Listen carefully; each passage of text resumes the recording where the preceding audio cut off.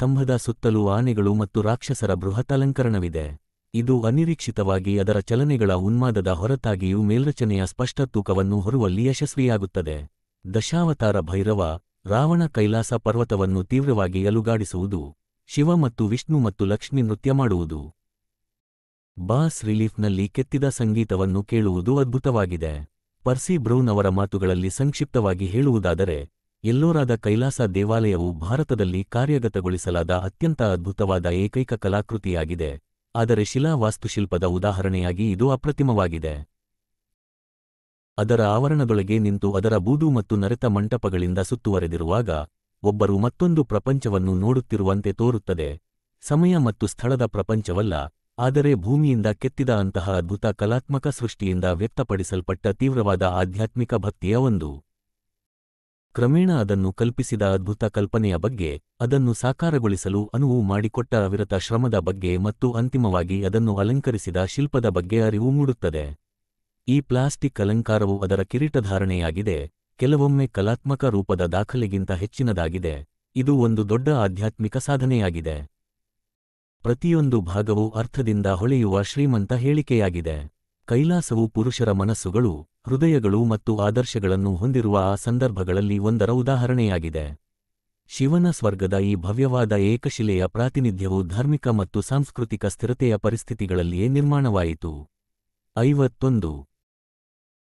ಆ ಕಾಲದ ಇತರ ಶಿಲಾ ಕೆತ್ತನೆಯ ದೇವಾಲಯಗಳಲ್ಲಿ ದಶಾವತಾರ ದೇವಾಲಯ, ಗುಹೆ 15 ಅನ್ನು ಉಲ್ಲೇಖಿಸಬಹುದು.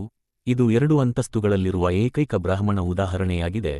ರಾವಣ ಕಾಖೈ, ಗುಹೆ 14, ರಾಮೇಶ್ವರ, ಗುಹೆ 21, ಮತ್ತು ದುಮಾರ್ ಲೇನಾ, ಗುಹೆ 29 ಎಲಿಫೆಂಟಾ ಗುಹೆಗಳಿಗೆ ಹೆಚ್ಚಿನ ಹೋಲಿಕೆಯನ್ನು ಹೊಂದಿದೆ.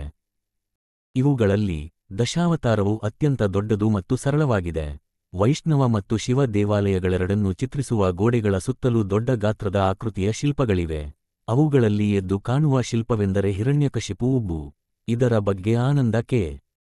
ಕುಮಾರಸ್ವಾಮಿ ಹೀಗೆ ಮಾತನಾಡುತ್ತಾರೆ: ಮನುಷ್ಯ ಸಿಂಹ ರೂಪದಲ್ಲಿ ಸೇಡು ತೀರಿಸಿಕೊಳ್ಳುವ ದೇವತೆಯ ಕೈಯಲ್ಲಿ ಮರಣ ಹೊಂದಿದ ದುಷ್ಟ ರಾಜನ ಪ್ರಸಿದ್ಧ ವಿಷಯದ ಹೆಚ್ಚು ಭವ್ಯವಾದ ನಿರೂಪಣೆಯನ್ನು ಕಲ್ಪಿಸುವುದು ಕಷ್ಟ. ಭುಜದ ಮೇಲಿನ ಕೈ, ಮಸುಕಾಗಲು ಸಮಯವಿಲ್ಲದ ಅಣಕಿಸುವ ನಗುವಿನೊಂದಿಗೆ ಕುಗ್ಗುತ್ತಿರುವ ಆಕೃತಿ, ಇದಕ್ಕಿಂತ ಭಯಾನಕವಾದದ್ದು ಇನ್ನೊಂದಿಲ್ಲವೇ? ಜೈನರ ಅನುಯಾಯಿಗಳನ್ನು ಮೆಚ್ಚುವ 5 ಶಿಲಾ ದೇವಾಲಯಗಳಿವೆ. ಈ ಗುಂಪಿನಲ್ಲಿ ಅತ್ಯುತ್ತಮ ರಚನೆಗಳು ಚೋಟ ಕೈಲಾಸ, ಇಂದ್ರ ಸಭೆ ಮತ್ತು ಜಗನ್ನಾಥ ಸಭೆ. ಜೈನ ಗುಂಪಿನ ದೇವಾಲಯಗಳ ಶ್ರೇಷ್ಠತೆಯ ಕೆಲಸದಲ್ಲಿ ಪರ್ಸಿ ಬ್ರೌನ್ ವಿಶೇಷವಾಗಿ ಕೆತ್ತಿದ ವಿವರಗಳು ಮತ್ತು ಪರಿಪೂರ್ಣ ಮುಕ್ತಾಯದ ಬಗ್ಗೆ, ವಿಶೇಷವಾಗಿ ಕಂಬಗಳು ಮತ್ತು ಮುಕ್ತಾಯ ಮತ್ತು ನಿಖರ ಕತ್ತರಿಸುವಿಕೆಯ ಬಗ್ಗೆ ಉಲ್ಲೇಖಿಸುತ್ತಾರೆ. ಇದಲ್ಲದೆ ಅವರು ಹೇಳುತ್ತಾರೆ, ಅನೇಕ ಉತ್ಕೃಷ್ಟ ಜೈನರಂತೆ, ಅಲಂಕಾರದ ಸೌಂದರ್ಯದ ಹೊರತಾಗಿಯೂ, ಅಥವಾ ಬಹುಶಃ ಅದರ ಕಾರಣದಿಂದಾಗಿ ಕೆಲವು ಅಸ್ಪಷ್ಟ ರೀತಿಯಲ್ಲಿ, ಶಿಲಾ ಕೆತ್ತನೆಯ ಸಭಾಂಗಣಗಳಲ್ಲಿ ಶೀತ ಮತ್ತು ನಿರಾಕಾರ ಭಾವನೆ ಇದೆ. ಇದು ಬೌದ್ಧ ಅಥವಾ ಹಿಂದೂಗಳಲ್ಲಿ ಕಂಡುಬರುವುದಿಲ್ಲ. ಅವರಿಗೆ ಸ್ಫೂರ್ತಿ ನೀಡಿದ ಧರ್ಮದ ಉಚ್ಚಾರಣ ಮಾನವೀಯ ಗುಣಲಕ್ಷಣದ ದೃಷ್ಟಿಯಿಂದ ಕೆಲವು ವ್ಯಂಗ್ಯದ ಸನ್ನಿವೇಶವಾಗಿದೆ. ಆದರೆ ಎಲಿಫೆಂಟಾದಲ್ಲಿರುವ ಮಹಾನ್ ಅಥವಾ ಮುಖ್ಯ ದೇವಾಲಯಗಳು ಎಲ್ಲೋರಾ ಗುಂಪಿನ ದೇವಾಲಯಗಳಿಗೆ ಹೋಲಿಸಿದರೆ ಅವುಗಳ ಶಿಲ್ಪಕಲೆಯ ವಿಷಯದಲ್ಲಿ ಶ್ರೇಷ್ಠವಾಗಿವೆ. ಉದಾಹರಣೆಗೆ, ನಟರಾಜ ಮತ್ತು ಸದಾಶಿವ ಶಿಲ್ಪಕಲೆಯ ಉಬ್ಬುಶಿಲ್ಪಗಳನ್ನು ಎಲ್ಲೋರಾದಲ್ಲಿರುವ ಭೈರವ ಉಬ್ಬುಶಿಲ್ಪಗಳಿಗಿಂತ ಉತ್ತಮವಾಗಿ ಕಾರ್ಯಗತಗೊಳಿಸಲಾಗಿದೆ. ವಿಭಿನ್ನವಾಗಿ ಹೇಳುವುದಾದರೆ, ಎಲ್ಲೋರಾದ ಶಿಲ್ಪಗಳು ತಂತ್ರದಲ್ಲಿ ಕಡಿಮೆ ಸಾಧನೆ ತೋರುತ್ತವೆ, ಆದರೆ ಶೈಲಿಯಲ್ಲಿ ಹೆಚ್ಚು ಅಲಂಕಾರಿಕವಾಗಿವೆ.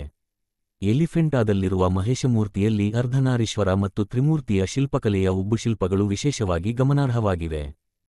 ಇಲ್ಲಿ ದೇವರನ್ನು ತ್ರಿವಳಿ ರೂಪದಲ್ಲಿ ಪ್ರತಿನಿಧಿಸಲಾಗಿದೆ, ಅದು ಅವನ ಕಾರ್ಯಗಳ 3 ಅಂಶಗಳಿಗೆ ಅನುಗುಣವಾಗಿದೆ, ಅಂದರೆ ಬ್ರಹ್ಮಾಂಡದ ಸೃಷ್ಟಿ, ರಕ್ಷಣೆ ಮತ್ತು ವಿನಾಶ. ಇದು ದೇವರು ನಿರ್ವಹಿಸಬೇಕಾದ ಕಾರ್ಯಗಳಿಗೆ ಅನುಗುಣವಾಗಿ ವಿಭಿನ್ನ ರೂಪಗಳಲ್ಲಿ ತನ್ನನ್ನು ತಾನು ಪ್ರಕಟಿಸಿಕೊಳ್ಳಬಲ್ಲವನು ಎಂಬ ವೇದಾಂತಿಯ ಪರಿಕಲ್ಪನೆಯನ್ನು ಪ್ರಬಂಧಿಸುತ್ತದೆ. ಗ್ರೌಸೆಟ್ ಅದ್ಭುತವಾಗಿ ಹೇಳಿದಂತೆ, ಒಬ್ಬ ಜೀವಿಯ 3 ಮುಖಗಳು ಇಲ್ಲಿ ಪ್ರಯತ್ನದ ಕುರುಹು ಇಲ್ಲದೆ ಸಾಮರಸ್ಯದಿಂದ ಕೂಡಿವೆ. ಇಡೀ ಪ್ರಪಂಚದ ಕಲೆಯಲ್ಲಿ ದೈವಿಕ ತತ್ವದ ಭೌತಿಕ ಪ್ರಾತಿನಿಧ್ಯಗಳು ಏಕಕಾಲದಲ್ಲಿ ಇಷ್ಟೊಂದು ಶಕ್ತಿಶಾಲಿ ಮತ್ತು ಸಮತೋಲಿತವಾಗಿವೆ. ಇಲ್ಲ, ಇಲ್ಲಿ ನಾವು ನಿಸ್ಸಂದೇಹವಾಗಿ ಮನುಷ್ಯನ ಕೈಯಿಂದ ಮಾಡಲ್ಪಟ್ಟ ಸರ್ವದೇವತಾವಾದಿ ದೇವರ ಅತ್ಯಂತ ಭವ್ಯವಾದ ಪ್ರಾತಿನಿಧ್ಯವನ್ನು ಹೊಂದಿದ್ದೇವೆ. ಕೆಲವು ದೇವಾಲಯಗಳನ್ನು ಮೂಲತಃ ವರ್ಣಚಿತ್ರಗಳಿಂದ ಅಲಂಕರಿಸಲಾಗಿತ್ತು ಎಂದು ಭಾವಿಸಬಹುದು, ಅವು ಈಗ ನಮಗೆ ಕಳೆದುಹೋಗಿವೆ.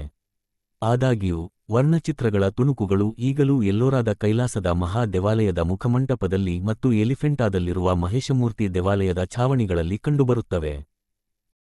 ರಾಷ್ಟ್ರಕೂಟರ ಅಡಿಯಲ್ಲಿ ನಡೆದ ಕಲಾತ್ಮಕ ಚಟುವಟಿಕೆಯ ವಿವರಣೆಯು ರಾಷ್ಟ್ರಕೂಟರು ಸಂಸ್ಕೃತಿಯ ಜಗತ್ತಿಗೆ ನೀಡಿದ ಪ್ರಮುಖ ಕೊಡುಗೆ ಹೆಚ್ಚಾಗಿ ವಾಸ್ತುಶಿಲ್ಪ ಮತ್ತು ಶಿಲ್ಪಕಲೆಯ ಕ್ಷೇತ್ರದಲ್ಲಿದೆ ಎಂಬ ಹೇಳಿಕೆಯನ್ನು ಸಮರ್ಥಿಸುತ್ತದೆ.